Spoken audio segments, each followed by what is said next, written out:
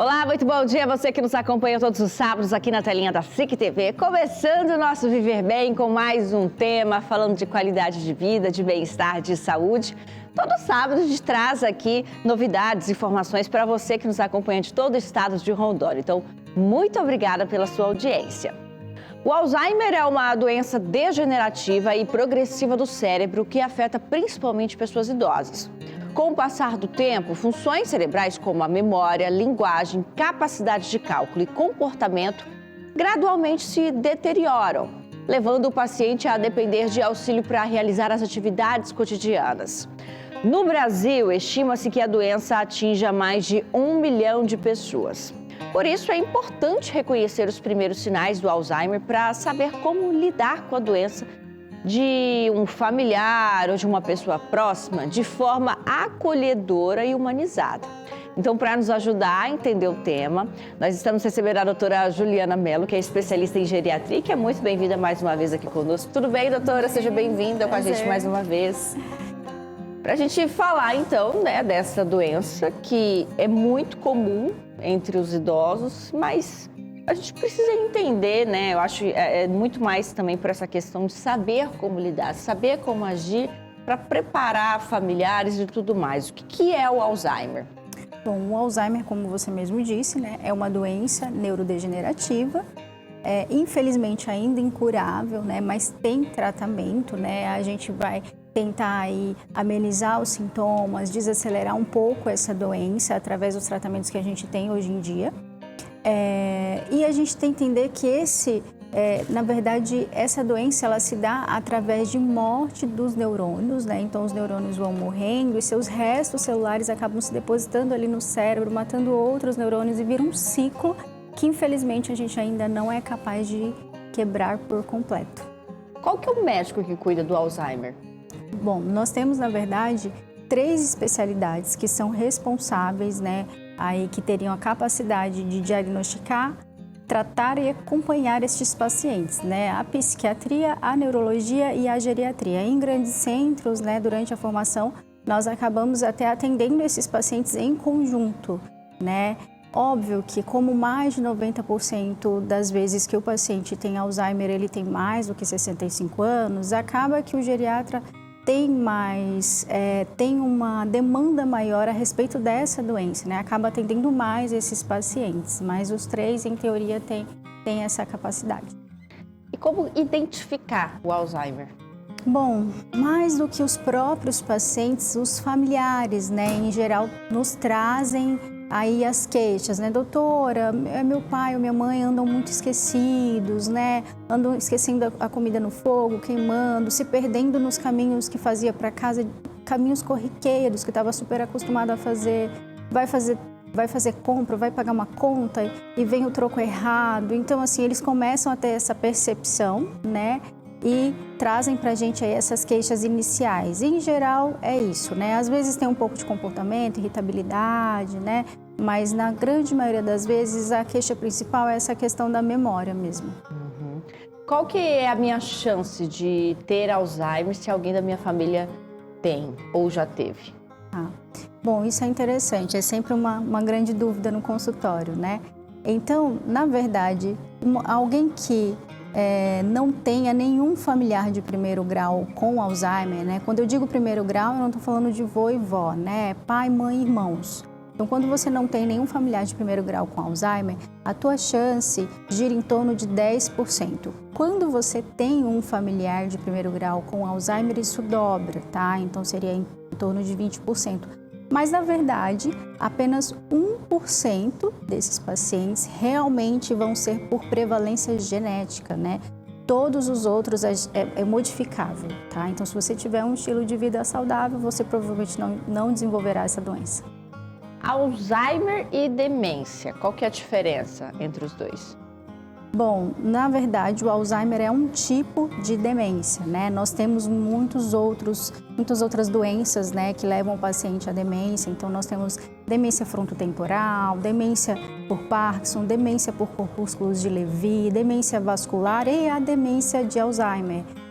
O problema é que 70% das vezes que o paciente vem com uma demência, ela será Alzheimer. Por isso é tão conhecida, né? Tão comentada. É porque ela é a mais comum, mas nós temos outras também.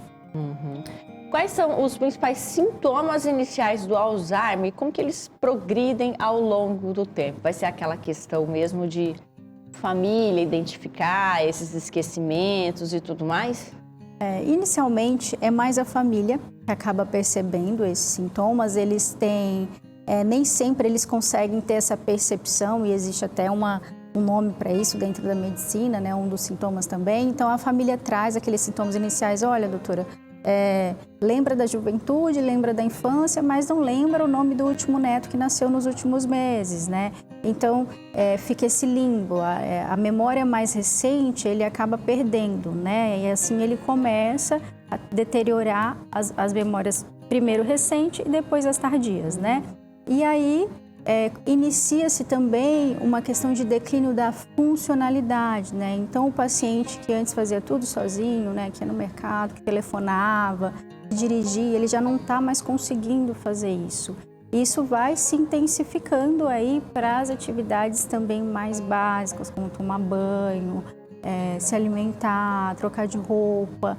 Então, assim, conforme a doença vai progredindo, ela vai deteriorando tudo isso. Então, existem diferentes estágios do Alzheimer? Sim, existem diferentes estágios. Como que a doença ela é classificada ou diagnosticada em estágios?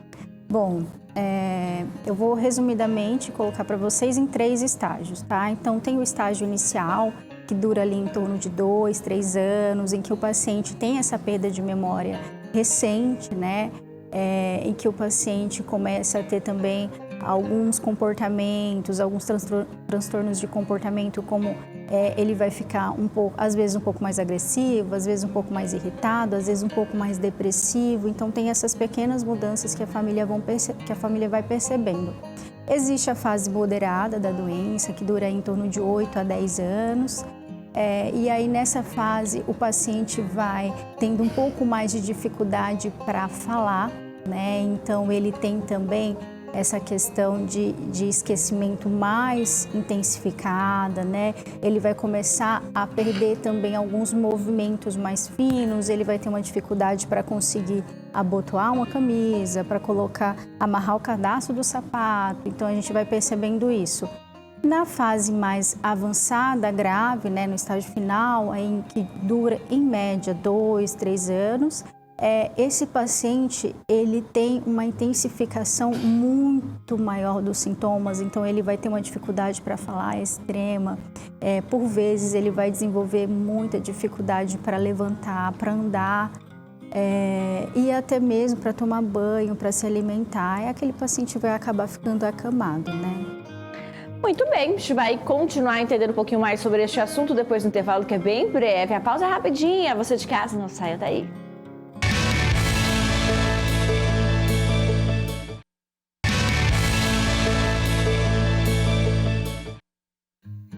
Estamos de volta com o Viver Bem, hoje entendendo um pouco mais sobre o Alzheimer e recebendo a doutora Juliana Mello, que é geriatra, e está nos ajudando a entender um pouquinho sobre essa questão, os primeiros sintomas, o que eu devo fazer ao identificar esses primeiros sinais. Doutora, você até comentou logo no início do programa que tem tratamento, mas não tem cura ainda. Não, infelizmente a cura não. Nós temos vários tipos de tratamento, né? Na verdade, nós temos uma classe medicamentosa chamada de anticolinesterásicos e uma outra classe chamada de inibidores de NMDA. A depender da fase que o paciente se encontra, a gente vai entrar com o anticolinesterase em conjunto ou não com o inibidor de NMDA. Essas são as medicações mais tradicionais, porém, hoje em dia, nós estamos aí vendo uma nova fase do tratamento, que são os imunobiológicos, né? Nós ainda não temos essas medicações para adquirir aqui no Brasil, né? Ainda não foi liberada, mas já foi liberada nos Estados Unidos, né? Alguns pacientes até acabam solicitando importação dessas medicações, que também não traz a cura, mas traz aí um retardo da doença, né? Então, assim, lembrando sempre que você vai discutir isso com o seu especialista, né, para ver se existe ou não, qual o tratamento mais adequado para a fase que você se encontra. Essas medicações são para retardar? Para retardar.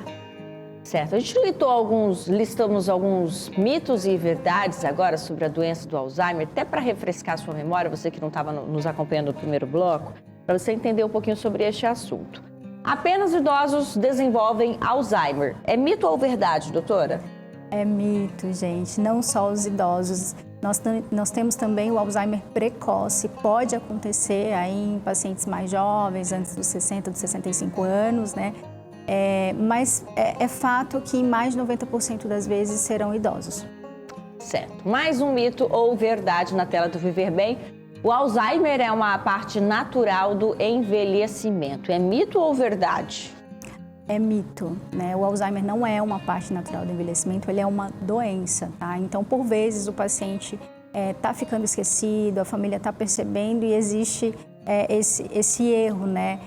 Da gente falar, ele está caducando. Não, gente, não tá. Precisa ser investigado e verificar se realmente não é uma doença que está se instalando ali. Porque a gente tem aí idosos, né, com mais de 90 anos, a exemplo da avó da Luana, lúcida, conversa, brinca, sabe de tudo, interage muito. Então, não é algo que tem que acontecer na terceira idade, né? Não, definitivamente não.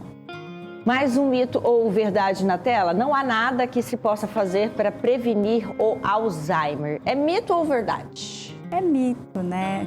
Obviamente, a gente falou tanto aí a respeito do estilo de vida saudável, né? Do quanto isso realmente pode evitar o aparecimento dessa doença através de atividade física adequada, dieta adequada, com certeza é mito. Mais um mito ou verdade aqui na tela do Viver Bem. Fazer atividades de estímulo cognitivo podem retardar o aparecimento da doença de Alzheimer. Pode sim. A gente entende que pacientes que tenham uma escolaridade mais alta ou pacientes que se desafiam cognitivamente sempre, né, que sempre estão tentando aprender coisas novas, eles têm um cérebro mais robusto, uma reserva cognitiva maior. Então, esses pacientes precisariam de muito mais lesões para desenvolver esse ciclo, né, e entrar aí em alguma síndrome demencial, no Alzheimer em especial, né? Então, realmente, tem essa forma de prevenção, sim. Mais um ponto para a gente saber se é mito ou verdade. Não há tratamento eficaz para o Alzheimer. A gente acabou de falar que existem medicamentos, né, doutora? Sim, sim.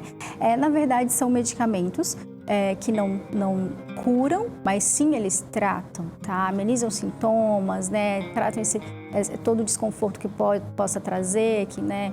Então, são medicamentos que sim, a gente tem tratamento, a gente só não tem cura ainda, né? Infelizmente. Por fim, último mito ou verdade aqui na tela do Viver Bem. As pessoas com Alzheimer não podem mais se comunicar. É mito ou verdade? É mito, não é bem assim, né? As pessoas com Alzheimer, na verdade, elas devem se comunicar, né? Então, acho que, se for possível, o familiar sempre está estimulando, conversando, né? Tentando ali fazer com que tenha uma prevenção da deterioração através desses estímulos, isso é importante, né? E mesmo na fase final, quando o paciente já não tem uma comunicação adequada, é interessante sim que o familiar se faça ali presente, converse com ele, isso é importante. Uma vez iniciado um tratamento, esse tratamento é até o fim da vida, doutora? Sim, na grande maioria das vezes sim, a não ser que o paciente chegue naquela fase final e a gente perceba que o tratamento já não está mais trazendo benefício e está trazendo mais risco do que benefício. Então, a gente sempre vai pesar, né, o que é realmente necessário para aquele paciente naquela fase, naquele momento da vida. Existe algum exame que, de fato, constate ali o Alzheimer, que comprove, ou o diagnóstico ele vai vir a partir dos sintomas clínicos? Na verdade, é uma união de tudo, né? A gente vai trazer a clínica, né, fazer testes de rastreio ali com o paciente para ver se realmente está tendo aquele déficit cognitivo, para ver se está apresentando essa perda de funcionalidade. E aí depois a gente vai partir para os exames complementares para nos auxiliarem aí nesses diagnósticos, né? Então, assim, às vezes a gente vai precisar, na grande maioria das vezes a gente precisa dos exames laboratoriais, de algum exame de imagem, como a ressonância, né, que seria o ideal para iniciar aí essa busca, até para a gente conseguir descartar que não sejam outras patologias que se pareçam com o Alzheimer. Então, a gente precisa desses exames para descartar isso. né? Hoje em dia, a gente tem também exames muito mais robustos, né, surgindo aí, assim como a novidade do imunobiológicos, a gente também tem essa questão dos exames, né? Então, são exames que a gente consegue visualizar exatamente onde dá a lesão cerebral, a gente consegue também, através de biomarcadores, né, que são exames que a gente consegue verificar o excesso de proteína no líquor, né, no sangue também, e até na saliva está surgindo assim. Então, assim, mas são exames que complementam o nosso diagnóstico, né? A gente precisa aí deles como auxiliar. Muito bem, deixa eu fazer mais uma pausinha aqui no nosso programa. Você de casa ainda não saia daí, que a gente volta já já.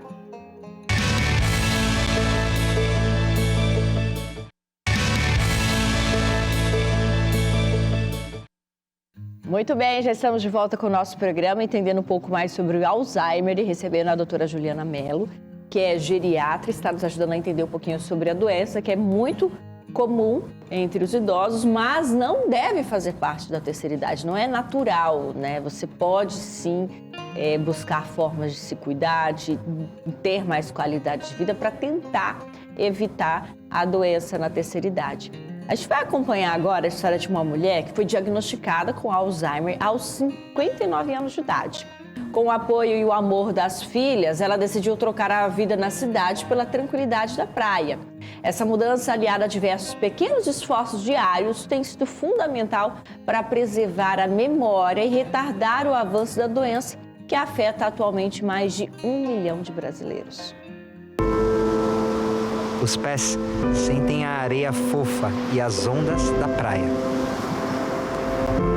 Ali, Ruth se sente mais renovada, mesmo com a memória atraindo de vez em quando, um efeito da doença de Alzheimer. Eu moro lá num lugar chamado Samambaia, né? Eu moro num lugar chamado Samambaia, é um lugar muito acolhedor. Vamos falar a verdade, essa tinha tudo para ser uma história triste de alguém que recebeu o diagnóstico de uma doença que pode ser fatal. Mas acabou virando uma linda história de amor entre uma mãe e suas filhas. Lori e Ludmila simplesmente aceitaram a nova realidade e decidiram aproveitar cada instante ao lado de Ruth. Mas vamos combinar que num ambiente como esse, tudo fica um pouco mais leve. É uma doença ruim, é um diagnóstico triste, mas a gente não precisa levar esse diagnóstico com tristeza. Eu prefiro levar de uma forma leve, né? Para eu estar bem, para ela estar bem. O Alzheimer atinge mais de 1 milhão de brasileiros. Não tem cura e os médicos ainda tentam descobrir quais são as causas da doença. Geralmente se manifesta em idosos com mais de 65 anos. Antes disso, é considerada precoce. E esse é o caso da Ruth. Foi diagnosticada aos 59.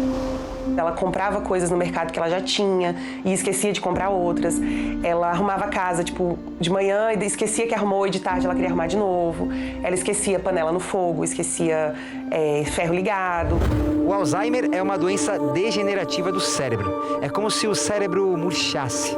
Com o tempo, vem a confusão e a perda progressiva da memória.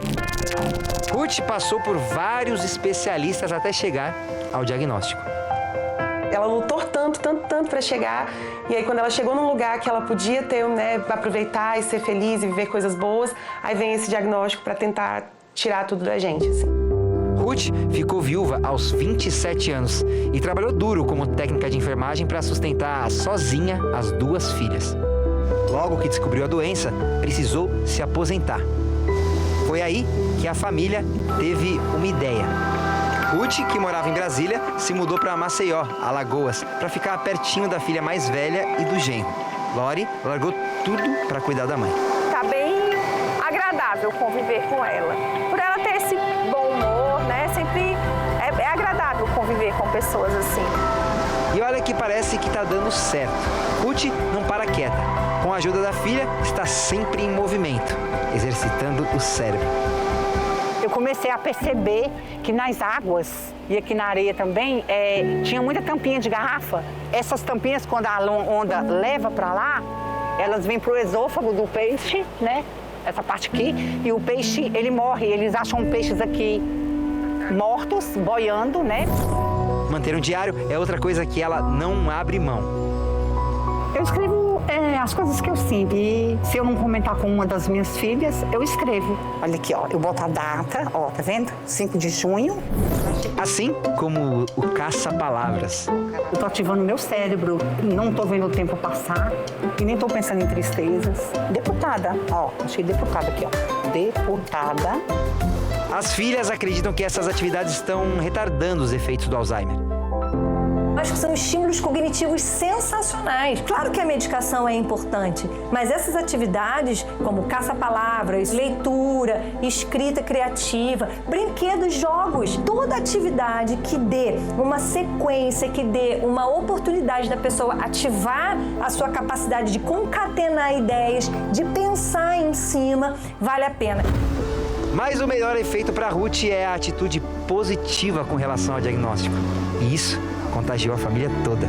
E ela tá melhorando cada dia mais. Às vezes até a gente se surpreende assim, com as coisas que ela fala, com a percepção que ela tem das coisas. E apesar dela ter uma doença neurológica, ela tem saúde, ela não é uma pessoa acamada, ela, né? Então, assim, tem muita coisa boa, né? Apesar da doença. O contato com a natureza é sempre bom, né?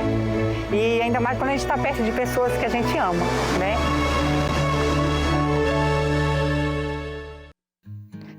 Que legal, né? A gente está vendo que a Ruth, apesar de ser jovem até, né? Sim, 59 anos, bem foi jovem. precoce.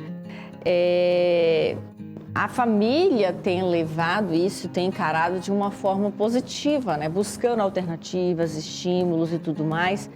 Eu até perguntei aqui, enquanto a matéria ia ao ar para a doutora, a questão da família saber conversar com esse paciente, do paciente ter noção do que está se passando com ele. Eles entendem, doutora, eles conseguem ter essa percepção de que a doença aconteceu, que a doença chegou? Sim, é interessante que a gente, na verdade, passe isso para o paciente, né, da melhor forma possível, né? Não é uma notícia fácil de se receber, né? É um diagnóstico bem complexo para o paciente e para a família, né? Para os cuidadores. Então, a gente tem que passar isso da maneira mais leve possível, né? Esse paciente é bom e é necessário que ele saiba o seu diagnóstico, né? Por quê? Porque ele vai precisar fazer terapias, ele vai precisar ser estimulado. Então, assim, nós vamos ter essa facilidade, né? Senão ele vai começar a ter resistência, né? Em fazer o tratamento, o farmacológico e o não farmacológico, né? A não aceitar esse tratamento. Então, a partir do momento que ele sabe da doença, a gente vai ter aquela colaboração dele, né? Então, às vezes a família não quer contar, mas a gente tem que conversar com a família, tentar entender e explicar que não é a melhor alternativa, né? A melhor alternativa é o paciente saber do seu diagnóstico. E acho que outro ponto que foi bem interessante que as filhas pontuaram ali, que apesar de ter uma doença neurológica, fisicamente ela está esbanjando saúde. Sim, então, sim. se você mudar o olhar para a doença, para o Alzheimer, como lidar, né, em buscar alternativas sociais, psicológicas, ter uma rede de apoio para isso, a saúde física, ela segue, né? Sim, segue sim. Na verdade, não são só as medicações, né, que atrasam aí a doença, é também o estilo de vida, a socialização, os estímulos que essa pessoa recebe. Tudo isso vai atrasar bem aí a doença, como a gente viu no quadro anterior. Muito bem, quero agradecer a sua participação conosco aqui mais uma vez, viu, doutora? Vamos deixar seus contatos. Quem quiser te encontrar, pode te encontrar então no Instagram, né? Você está abordando esse tema e outros temas. Sim. Obrigada pela sua participação aqui conosco, viu? Agradeço, muito obrigada. Agradecer também a Celibras, nos ajudando a levar este tema de grande relevância aí ao nosso público de casa, apoiando famílias, apoiando a terceira idade e também aos pacientes precoces. E agradecer a você de casa que todo sábado está com a gente aqui na telinha da SIC TV. Tchau, gente. Aproveite bem o final de semana.